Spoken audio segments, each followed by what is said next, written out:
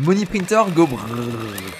Ouais, je suis pas trop doué pour les sound effects. Ceci dit, dans cette vidéo, on va déchiffrer les dernières annonces de la Fed. Parce qu'il s'est passé une quantité de choses complètement délirantes ce week-end. Et comme tu peux le voir tout de suite sur la charte du Bitcoin en 7 jours, c'est comme s'il ne s'était absolument rien passé. On est de retour aux 22 000 $. Et ce week-end, on a également eu des soucis sur l'USDC. Comme tu peux le voir, il a eu un gros dépeg et il est descendu jusqu'à 87 centimes. À l'heure actuelle, il est aux alentours de 99 centimes, donc il a quand même bien recouvré. Pour le fun, j'en avais acheté aux alentours de 92, mais bon, c'était pas si intéressant que ça par rapport à ce que le marché nous a fait. Alors petit récap, pourquoi on s'est retrouvé dans une situation là où l'USDC a des pegs. Vendredi dernier, la Silicon Valley Bank, du coup une grosse banque aux States qui était classée 16e, et dans cette banque là, il y avait une partie de l'argent qui permettait de faire des rédemptions sur l'USDC. Les rédemptions, c'est tout simplement pouvoir passer d'un USDC à $1. Parce que si c'est pas possible de passer d'un USDC à $1, bien ton USDC n'a pas une valeur de $1. C'est-à-dire que pour chaque dollar d'USDC qu'il existe, eh bien il y a $1 qui est stocké quelque part dans une banque. Malheureusement, la Silicon Valley Bank qui détenait 3,3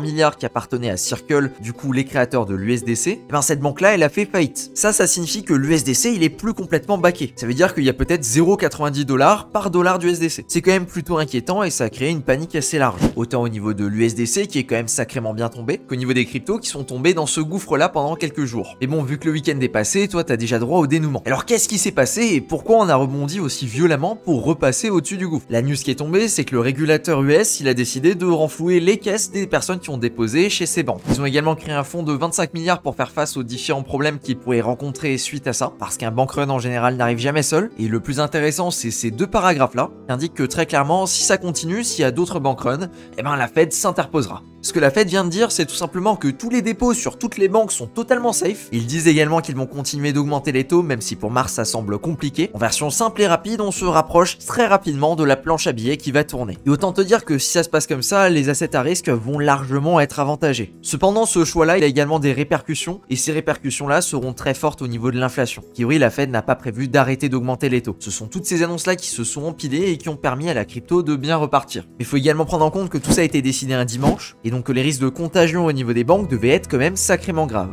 Donc avec ces annonces, moi je suis très clairement bullish pour les prochaines semaines et peut-être même les prochains mois, à voir combien de temps ça va durer et ce qui va se passer. Merci à toi de ton attention et sur ce, je te dis à plus pour une prochaine vidéo.